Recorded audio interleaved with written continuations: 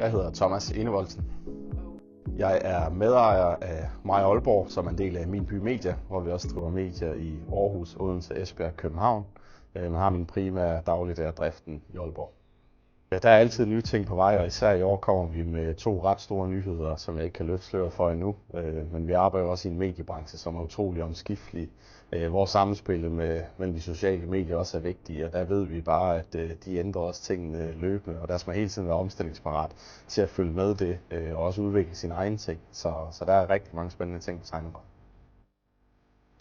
Jeg er kunde her ved Barber Club og har været det stort set siden åbningen, og det er fordi, at man kommer ned og bliver altid mødt med et stort smil og en rigtig god service. Og nu har jeg haft det samme look på mit hår de sidste 20 år, men hernede får jeg måske også et modspil nogle gange på det, hvor de kommer med lidt råd til, hvordan man også kunne klippe mig. Så der har også været lidt muligt at sige ja til nogle ting og prøve lidt nyt med mit hår.